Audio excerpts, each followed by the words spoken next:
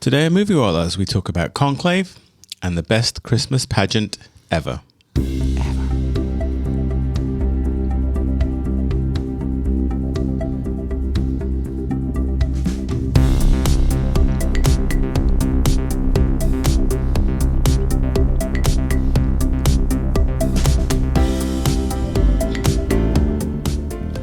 It's time for Moviewallas. Hi, this is Joe. Hi, it's Rashmi. And Yazdi as well. Moviewallas is your weekly dose of film reviews, movie news, and general banter in theatres, on DVD, online streaming, or in the back of an airplane. If you love the movies, this show is for you. Greetings. Hello. Greetings. So we need to talk about something really important. Pajamas. Snacks. All of those things are very important, but nothing more important than the change at Rotten Tomatoes. Oh. So, they had the audience score. Yeah. They've now called it the Popcornometer. Oh, I didn't know that. And in August of this year, they now have an official verified hot popcorn badge for any movie that scores 60% or more. So they've really changed... They've kind of separated the critics and the audience into these two separate scores. I don't know if you noticed, but the audience scores in the last review were like much more prominent than they were before. Yeah. Mm-hmm. And that's by design. There's a blog post on Rotten Tomatoes dated August 24th, which is we're launching an elevated designation for movies with the highest verified audience scores. So now, in addition to being fresh, which is critics, I think 60 or 70% more, if an audience, and it is verified audience, so there's ways that they qualify if somebody's actually seen a movie. I think if you book through I think you have to tickets. give your ticket number or something, don't you? I think you actually have to click on a link and purchase your ticket through them. So it's not everyone that goes to see a movie can just rate, because they were worried about review bombing, which it happens to a lot of comic book movies where somebody's not happy with a portrayal of a character that's beloved, or it could happen by a studio trying to manipulate, like paying a bunch of people to upvote a movie. So they're doing something here. But they've got these two new designations. So a hot label is a movie with a popcornometer of 60%. If it doesn't achieve less than that, then it can receive something called a stale green tipped over popcorn bucket. I like that. Yeah, and I think they've got various things behind the scenes in terms of, it has to be a certain number of people watch it, and there have to be a certain number of reviews, blah, blah, blah, before they do this. But anyway, it was an interesting blog post. Maybe you could link it. For a while, I've been interested in, and I think I call it out from time to time, especially when there's a big discrepancy between what the critics think and what the audience thinks, because I think that can be insightful. Right, there are movies that I've really enjoyed that have been critically panned, and vice versa. So it often can give you a read on whether this might be your cup of tea or not. So anyway, not to kind of overly promote Rotten Tomatoes, but we do like that site. And I think it's the one. Let's be honest, it's the one that most people go to. I do use it as a guide, but it's not infallible, and there have been some wonderful movies that because we get to do Moviewallas, we see things oftentimes before they get a score. We get to go in without prejudice, and we get to see something that is a real gem that for whatever reason doesn't review well critically. My single biggest issue with I love Rotten Tomatoes, but my single biggest issue with Rotten Tomatoes is whether you are a movie fan who is providing your review or whether you're a critic who is providing your review, you can provide very well thought of, detailed reviews, and Rotten Tomato forces you to give a binary option, 0 or 1, right? Right. So every movie, and I don't know if everybody realizes this, every movie based on whatever that person has written gets either a thumbs up or a thumbs down. Yeah. And then the aggregate that you get is an aggregate of that score. Correct. So, no, it's not an aggregate of the score. It's an aggregate of the thumbs up or thumbs down. Correct. That's what I meant. It's an aggregate of the... So you could have said, I really like this movie, but I have like these 3 problems with it, right? Which I don't think the movie overcomes. what kind of score would you give to it? I don't know, but depending on the intern who's reading it, I presume somebody's manually putting a thumbs up or thumbs down based on the content of what you've written. But that's true, right? But that is true. You either like a movie or you don't. I know, but at the most basic scale, you say, I like this or I didn't. But I would rather it have like a 1, 2, 3 scale. I really liked it, I'm in the middle, or I really did not like it. But that's a cop-out, says the man with halves. That's why you give halves. They used to. Yeah. Like for a long time, I thought 92%, right? I'm just looking at a movie here, 92%. For a long time, I thought that was the score, an average of all the reviews to say that 9 out of 10 was given. Right. But actually, That's no, not it just the means case. that 92% of the reviews were positive. In other words, 92% scored at least, I think, 6 out of 10 or what that equivalent on the score. Yeah. So a mediocre movie that is generally liked and doesn't offend many people will have a high score. Will have a high score, Correct. right? It's not like a grade where 92% implies 92% positive. Like if you were to average our scores for a movie, 3 nines, that's not what it is. Correct. It just means- Right. Yeah. So, Which is why you should listen to Moviewallas, because ours is a direct score. we still have a job. We serve an important role. Correct. Here. Don't. But no, I mean, I think it is important to look at that nuance. Yeah. No. Yeah, but I don't mind that. I don't mind the binary. I see Yazdi's point, though. No, I think- do too. I do too. And we've seen I do movies that too. get 100%. I'm like, why is that 100%? Yeah. Because 100% of people thought it was at least a 6 or above. It just meant that no one thought it sucked. Yeah. Correct. Right? Correct. That doesn't mean to say it's like... The best movie ever. Right. And the only reason why I bring that up is because of these days with AI and with big data and so many computational tools. Sure. Mm-hmm. If a person gives a score out of 10, you should be able to create an aggregate of all the critics and do that. And I think Metacritic does that. They used to do that, but I don't see that here anymore. So they removed that for some reason. And I agree. I mean, I think that's a nuance that we should have, in particular because so many people... Yeah. And I've been guilty of this too. When we're sitting down to watch something and I look at the tomatometer score and we're like, I'm not going to waste my time on that because it only scored a 55% or whatever. And I think that's kind of sad because I think it can make or break a movie commercially. But it also can be very, very misleading in terms of, it might be that 55% of the reviews were stellar. And you had a few people with a little bit of a problem with some element of the movie, and so you end up with a mediocre score for something that could be excellent. So So anyway, that was a discussion I wanted to have because it was an eye-opening thing to me to have this audience score that it kind of lifted more prominently. And if you like, I can send a link in the show notes that would be cool. The blog post because it was Yes. written by Rotten Tomatoes on August 21st, and I think since we haven't podcasted much since then, it was kind of news to me. So there it is. All right. We have a couple of movies to talk about, but I think we also had time to do our usual segment of I can't find anything to watch on video on demand. And this is where we try and help you navigate the world of streaming services, pull out a couple of picks from things that we think you might enjoy. So, Yazdi, you ready with one? Yes. So my recommendation is a movie that was in theaters, and Rashmi, I think, Joe, while you were out of town, Rashmi and I watched this movie. It's My Old Ass, and it sounds like... It's not Yazdi's old ass. Yes, it's not which is very old ass, but the movie My Old Ass, which is written and directed by Megan Park. This movie, as of November 7th, I believe, is going to be streaming on Apple Prime. So if you have your Prime subscription, you can watch your own old ass on Prime Time. But enough of the old ass jokes. This movie is about a teenager who has mushrooms during a camping trip and has a trippy experience afterwards. And during that experience, she meets a stranger who, as it turns out, is her older self.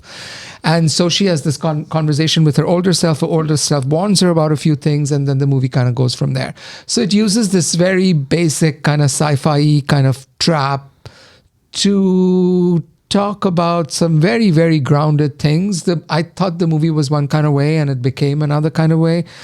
And what it became was not what I expected, but it was exactly what I wanted. And I will just leave maybe it's giving away too much, but I will just leave to say it was unexpectedly sweet. It's a very rowdy movie. It's a very raunchy movie, at least initially, but I didn't expect this very genuine underbelly of sweetness about it. And it's going to be streaming. It's got the wonderful Aubrey Plaza in it. Yeah. Yes. And as much as I love Aubrey Plaza, and she's amazing. I just saw her in Megalopolis as well.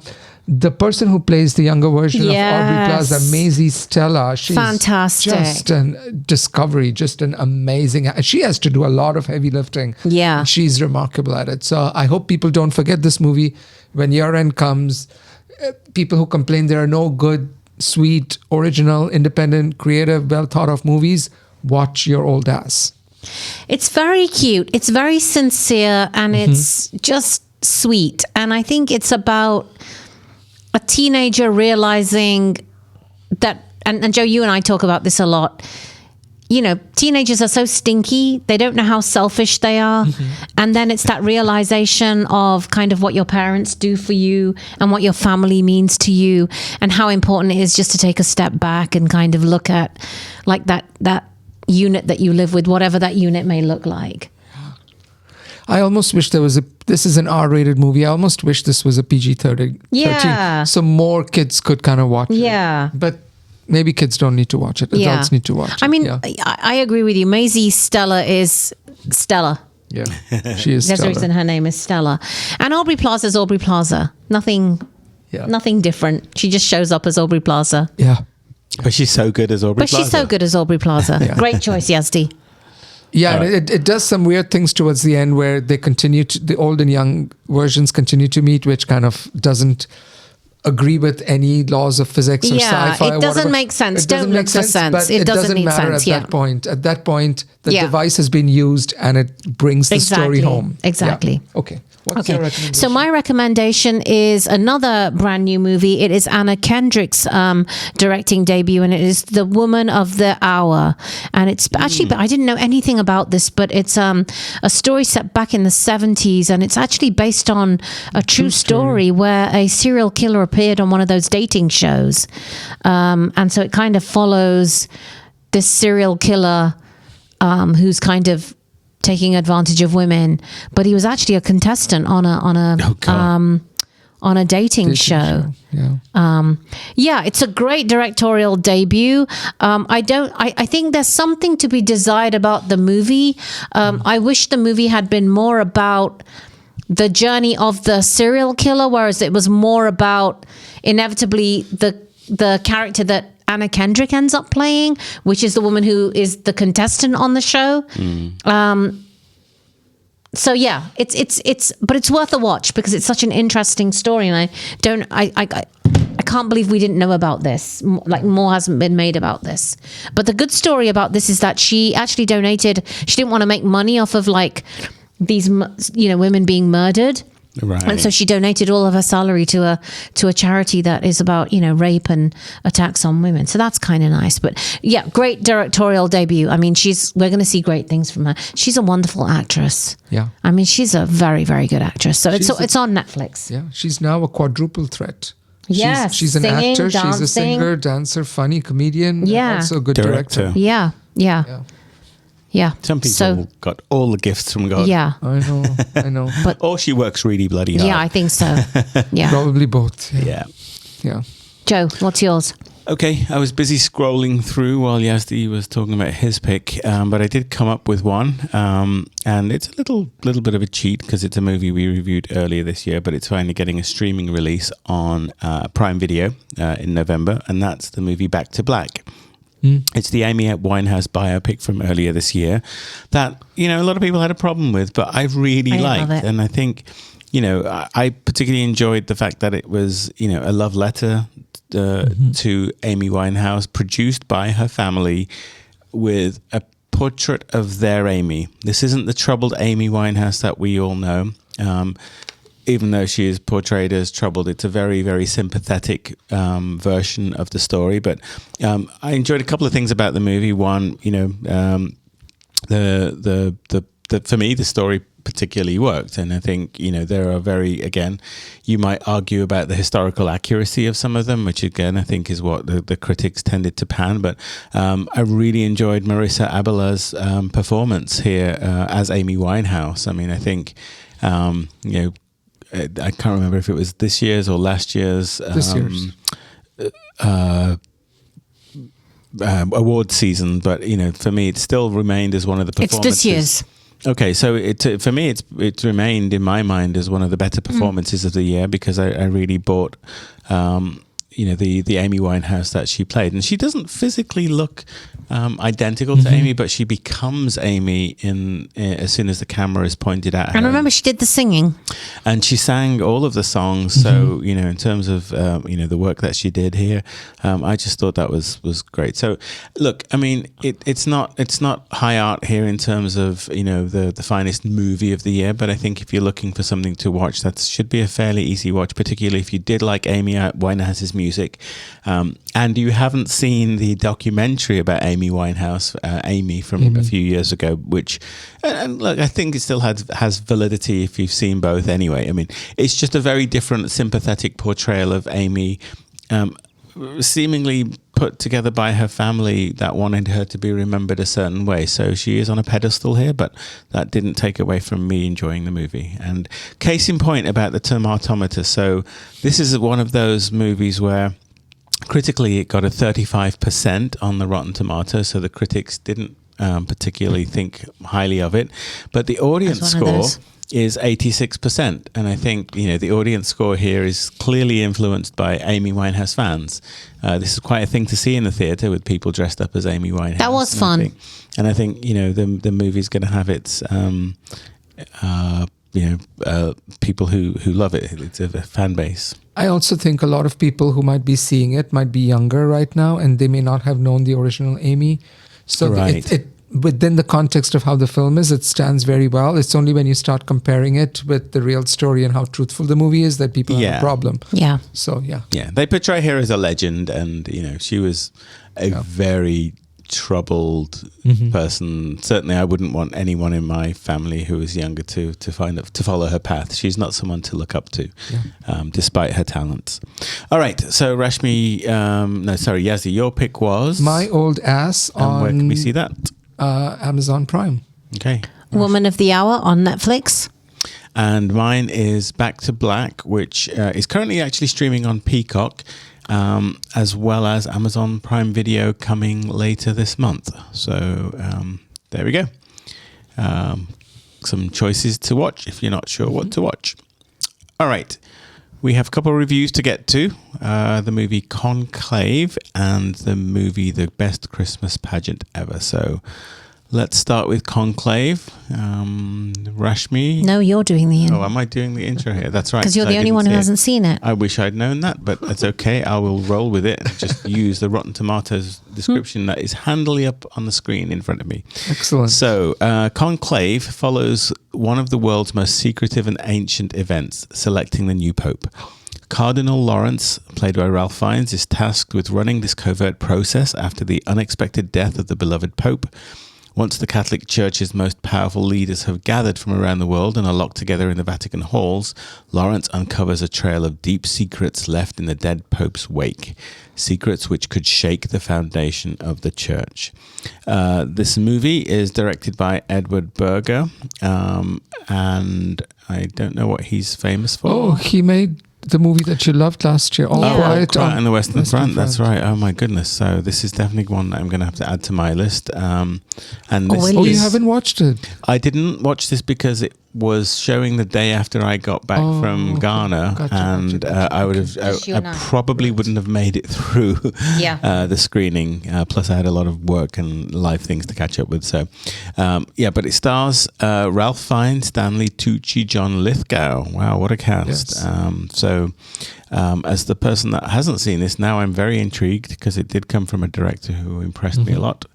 What did you guys think of Conclave? Yes, you go first. I think if you're an adult, intelligent adult person who wants kind of a fun, a mind something which kind of tickles your mind, you should watch it.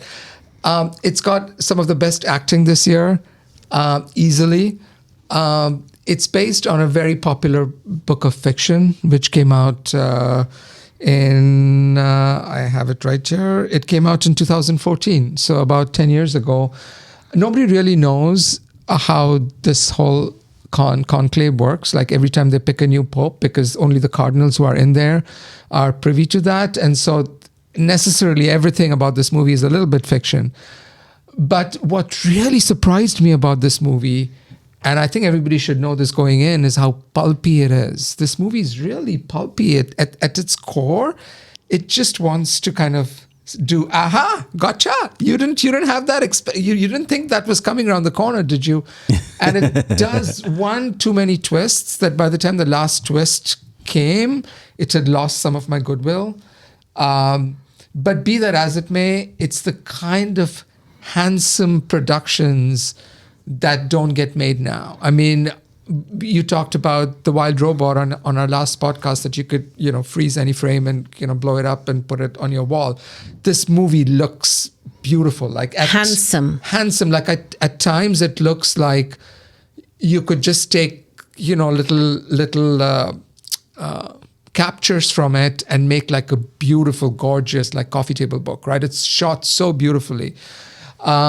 So it's kind of interesting. I thought it would be a more serious exploration of, where the Catholic Church is right now. And it kind of does that, but not really. It reminded me a little bit about Civil War, but we'll talk more about it. But I think at the end of the day, it's fun, it's handsome, it's original. And, this director knows what he's doing.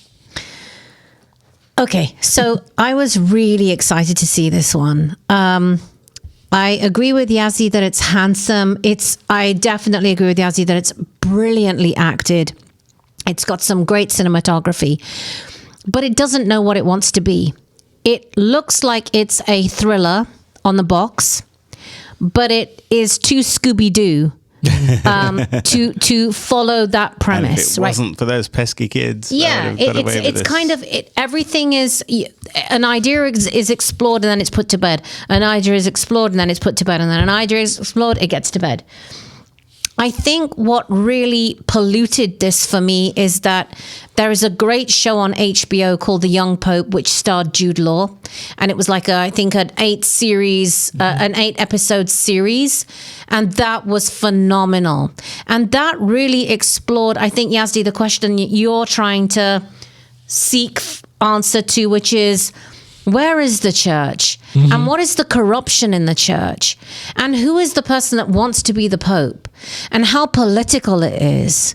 And this whole argument of progressiveness versus conservativeness, and how that impacts people and the whole religion of Catholicism. And it didn't go there. It was almost like it was a little bit scared to go there. And so it just tried to play this kind of, thriller story, which could have then been set anywhere. Yeah. So I think it missed its mark, to be honest. It's a good movie.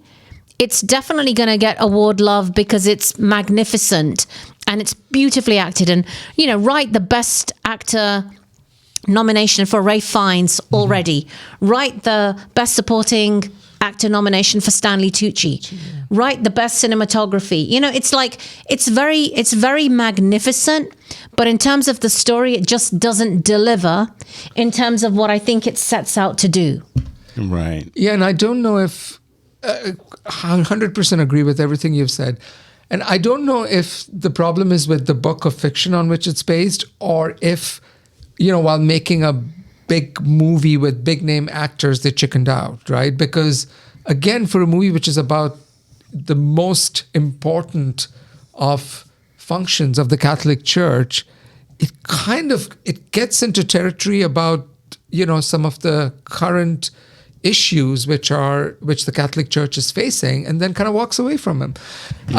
So it's missed opportunity then. Right. Well, or worse, But doesn't- cowardice, right? Just take a Right. stand, right? So this is the same issue I have with Civil War, which you finally saw, which is it's ostensibly about a civil war in the United States, but it doesn't want to say anything about Republicans versus Democrats. It's Yeah. all in some fictional kind of abstract world where political parties don't matter. Then why make a movie like that, Yeah. right? So why are you making a movie set in the Catholic Church if you're not going to take a stand about, or not even take a stand, like speak much to it? Now, there are a few heated discussions which happen on the two sides of the political spectrum, but they don't go anywhere. It seems like lip service. So I kind of realized that. And then, unlike you, Rashmi, I just said, maybe I should just enjoy this as a pulpy thriller. It could be set anywhere. It could be set in a law firm. It could be set Yeah. at a corporate, you know, Yeah. like at IBM, where people are clawing to who becomes the next CEO, right? It could be any of those. So Yeah. I mean, I did do a bit of reading. And again, please, if you haven't already and you have access to HBO, please watch The Young Pope. It's such a fantastic, it's everything this movie should have been, right? It goes there, it explores those themes that are the loss of people going to the church, you know, miracles, abuse, power. It goes there in The Young Pope. They're not frightened of answering those difficult questions. I think the nice thing about this is, I mean, they've recreated the whole Vatican. So apparently they're not allowed to film in the Vatican. They've taken a lot of pain. The production is phenomenal in this movie. And, you know, Joe, you and I have been to the Sistine Chapel. And did you go, Yazdi? yeah. I mean, they've recreated. It looks like the it Sistine literally Chapel. looks like you are in the Sistine Chapel. I think there must be a recreation of the Vatican on some soundstage somewhere, because so many movies. Well, the last Pope. Well, used remember the that two as well. popes? Yeah, the There two was popes. also the two popes. Like, I mean, I hope they're like recycling soundstage Yeah. with the Vatican interior, Yeah. because so many of them have this. But Yeah, but I mean, it's brave. Trying to be brave, and I just wish it had gone there. Like, it was just shy of like being really, really good. It's good. It's good enough. It's good enough is what I would say. okay, But it's got some phenomenal acting. I mean, and a lot of the movie's actually in Italian. I mean, it's actually, I would say, close to 50% is in Italian. There's a lot. Wow. Yeah, and then there's some Spanish, which is spoken as Yeah, well. a little bit of So, yeah. Spanish. Because remember, the Vatican is in it's in Italy, and in order to be the Pope, you have to speak Italian. I mean, a lot of mass is done in Italian, in Latin. Yeah, I mean, so I agree with all of those issues. There are two things which I really liked about the movie, though. One is Edward Berger really has a way for telling a story. Like, you know, you saw that on All Quiet at the Western Front. Yes. And you see it here again, where there's a well-oiled machinery to the movie, like scenes very nicely kind of fit into each other, right? There's no pacing problem. Like, Yeah. you know, everything feels slick and polished and like brushed to a gleam, right? Yeah. And all the actors are working at the top of their form, Totally. right? Great dialogue. Great dialogue.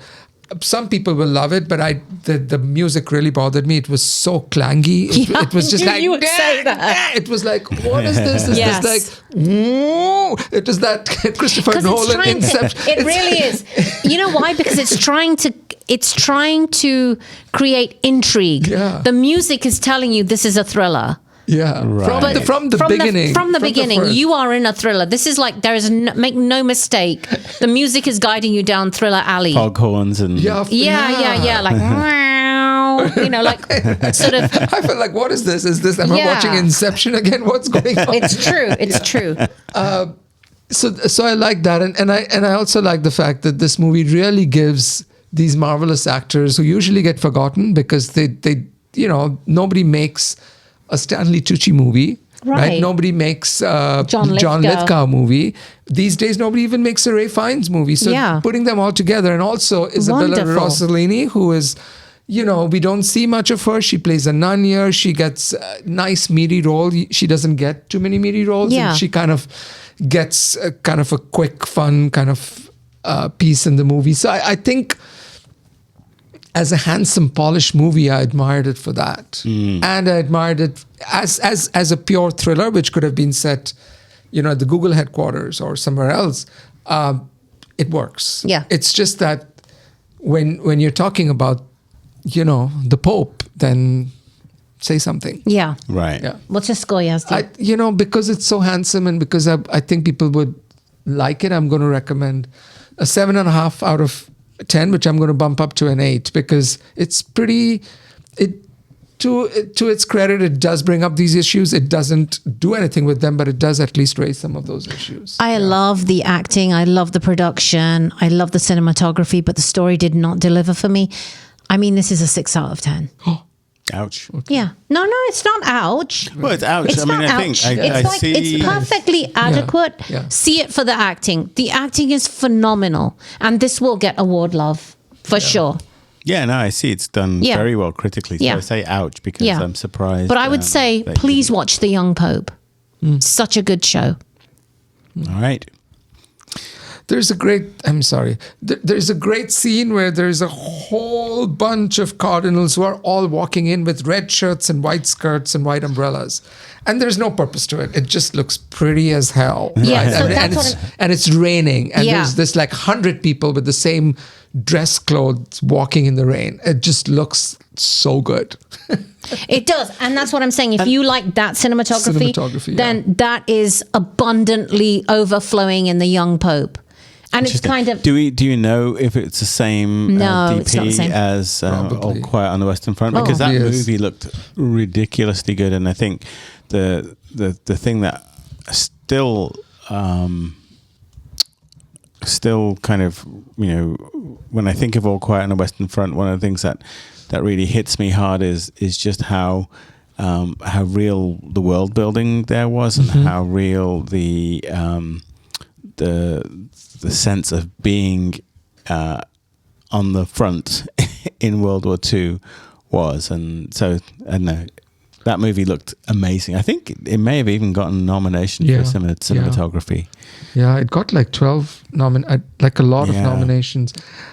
Yeah, and I think the other thing is, I have to now agree that Edward Berger came into filmmaking pretty late. But this is only his second movie, I believe. Okay. But I'll watch anything he makes because I don't think he's capable of making a bad-looking film. Okay. And yeah. So good for him. Good for Edward Berger. All right. Movie number 2 then is The Best Christmas Pageant Ever. So I think, Yazdi, you're going to tell us a little bit about that. Yeah, so The Best Christmas Pageant Ever is a film that you guys saw yesterday, so it should be fresh in your mind. I could not make it. It's from director Dallas Jenkins, who has made a few other smaller films in the past. I went through his filmography and couldn't find anything that I was aware of before, but he has directed this movie. Apparently there was a television special with the very same name in the 80s, and I don't know if this movie has anything to do with that, but it's written by Platty Clark, Darren McDaniel, and Ryan Swanson, and based on a book, apparently. So it's based on a well-loved book. There you go. Yeah. They tell us that at the beginning of the movie. Yes. Okay. And the one-liner for the movie is, "Nobody's ready for the mayhem and surprises that ensue." Sorry, not ensue. Let me try again. Nobody's ready for the mayhem and surprises that ensue when 6 of the worst youngsters disrupt the town's yearly Christmas performance. It has some pretty good actors. Peter Holmes, Lauren Graham, who I adore, Judy Greer, another actor who I really adore. She's always great. And then many more. So you guys saw this. I did not. Is it a Christmas classic or is it one to be forgotten? Joe, go first. It very much wants to be. And I think it wears its want to be a Christmas classic so much on its sleeve. In fact, I shouldn't take away from the movie by the introduction that we got, but so because this was an advanced screening, it did that thing where the cast and crew will talk to the audience and take you through the journey of making the film, getting the film made, things that they kind of want you to. They're almost telling you how to feel about the movie. Yeah. In the hope that that's what you will walk away with. So it's trying so hard to be one of those, future classics of Christmas cinema, and in that way, I think it succeeds. It's got a very old-fashioned sensibility about it. It's one of those family movies that you would watch, I think. On Hallmark or even in the theater? Yeah, I'm just trying to think of some... Yeah. No, I'm just Like trying to think Elf. of... It's a Hallmark movie. Yeah. Like Elf? Yeah, no. Yeah, No. Not like Elf, but yeah, it's definitely like a Hallmark movie. From the get-go, you know exactly what is going to happen, how it's going to end, who the characters are, what their arc is, and it's catering to a specific audience. And so I want to kind of get that out there right now. It's catering very much to the Christian... evangelical. Not necessarily evangelical, just the Christian America, the Faith-based. old-fashioned, faith-based American kind of demographic. And so I don't want to say that in any way that's meant to be political or anything. It's just, this is a movie made, based on the Nativity. It's very, very specifically about the birth of Jesus and the Jesus story, and trying to, it's aimed at a younger audience, I think. It's aimed at the family, but I think in part it's trying to tell the Christmas story in a way that gives you a deeper understanding of, we talk about, the baby Jesus being born in a stable and, no room at the inn, but it tries to get that understanding, what that really meant, those words in the Bible to its audience, and particularly to a younger audience. And here's what I'll have to say. I mean, it ticks all the boxes that it set out to tick. Family, tick. Cute little insightful girl, check. Naughty children who learn a lesson, check. Family time at Christmas, check. All of those things that one would expect of a movie about Christmas and Christmas time and how we should all be together. What's important? It does all of those things. So, did I love it? No, but I think it's very effective in setting out what it does. I'm still compiling my thoughts, but Rashmi, I'll let you talk, and then we'll have a bit of a chat. Yeah, I would say, and this is what I said on leaving, to the wrap as we left the cinema. Look, this is a sweet movie, which has its heart in the right place. It's very vanilla, and it hasn't quite got the grit of "Are You There, God? It's Me, Margaret," which it kind of reminded me of a little bit. Sure, yeah. It doesn't have grit, but it has heart in droves. And even though it telegraphs what's going to happen, it's a nice, sweet ride. I think it's definitely a movie that the whole family can watch together, grandma, young kids, and you'll get something out of it. What shocked me the most was how religious it was. And so I think that's where it might turn off the non-religious, secular audience. Because it doesn't necessarily, and it tries to, I thought it was brave in that it tried to even talk about, well, that's not nice that Mary and Joseph ended up in a stable. That doesn't seem appropriate. It tries to tackle this issue of poverty and people who have less, and the system, because these kids who are really, really naughty, the whole question in the movie is, do they have parents or don't they? And is that why they're so naughty and the way they behave, right? What's going on here?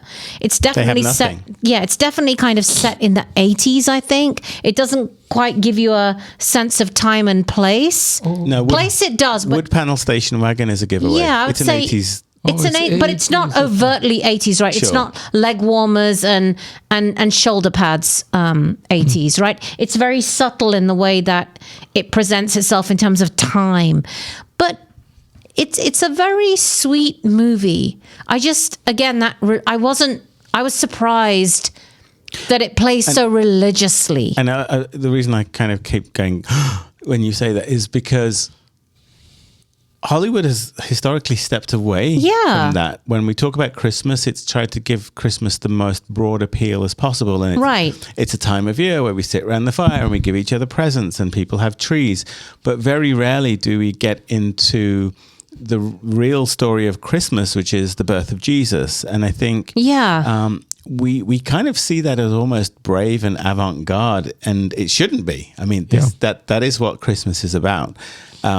And that's the corruption of, I guess, the Christmas holiday through, you know, commercial, especially, and I think as we went, you know, in this country through the 70s and 80s and the Western culture around Christmas, when we have all of the big Christmas movies where we step away from the fact that it's the birth of Jesus and the Mother Mary and, they talk about themes in the Bible that I hadn't heard of since I was at school, and I did go to a religious Christian school, talking about the King Herod, and that was an aspect of the story that I just frankly forgot about, because when I think of Christmas, it's all about eat, drink, and be merry, right? It's not. I'm not a practicing Christian as an adult in the sense of I don't go to church and I don't relive those stories. So it's brave. It feels brave in that regard, but I think it also feels very targeted in that regard. And I think it's aiming at a particular demographic. I don't think it's trying to go too broad with Christmas. It's not trying to whitewash the religious aspect out of it. It's trying to embrace the religious aspect of it and remind us all that this is a story from the Bible about, the Son of God being born to a virgin mother, all of that kind of the stuff that is pulled directly from the Bible is thrown in there in a way that I think is also designed to get children thinking about this more, and maybe adults too. Yeah, and there's nothing wrong with that. No, but it's very targeted. But it's, again, if you're going in, know that this is a very frothy, vanilla, with religious undertone story, but there's nothing wrong with that. It's just know what you're going into, know what you're getting. I think Judy Greer does a fantastic job. Finally, she's great. She's the lead in the movie, and she's wonderful. She's absolutely pitch perfect in her portrayal of this parent who is going through her own struggles in trying to, direct this play, and she's always making the right choices. And again, it's about community, and it starts to ask those questions of what does it really mean to be Christian in your values, right? There's being Christian and going to church and reading the Bible, but really, what does charity mean? And what does being Christian mean? And that's very valuable. I think that's actually very well done. It's very well done. It's very, very well done. So again, I think for me, this is a solid 7. I'll give it a 7.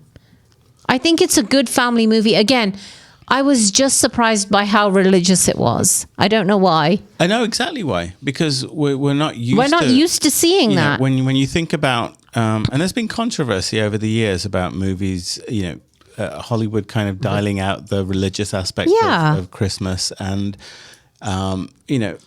frankly, I think this movie would have done itself a lot of favors had it chosen to go be kind of an animation. Kind of like the Prince of Egypt, right? It's a very Jewish Old Testament telling of the story, and it's great. But the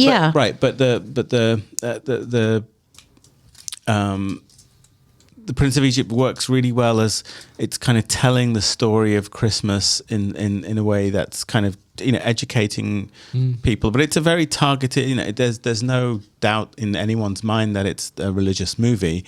It's just.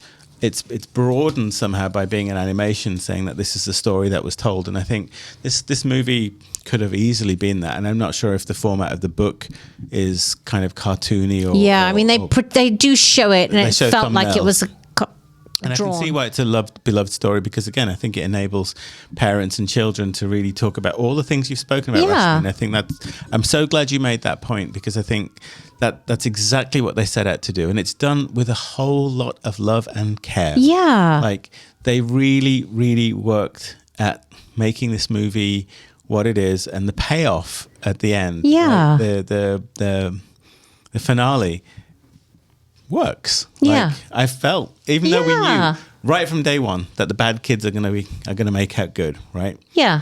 It's just what it is. No surprises Yeah. there.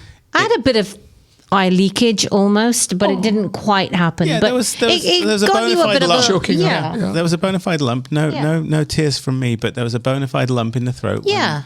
When I saw the girl, prevail and we understood them more. Yes, you were going to ask a question. No, I was going to say Hollywood used to make very overtly, religious movies. Ben-Hur, 10 Commandments, they were big, giant epics which were financed and they had big releases. And I don't know what's changed. Is it that the commercial landscape has changed and they're scared that there are not enough Christian people who will watch Non-Christian. Non-Christian.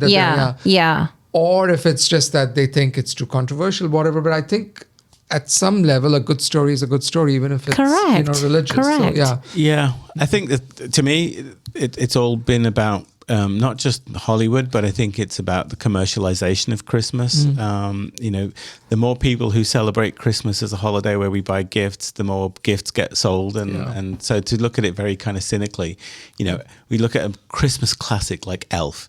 There is no religious nothing element. One of my in that. favorite movies, by the way. I know it's a Christmas movie, like Home Alone. There's no Christmas.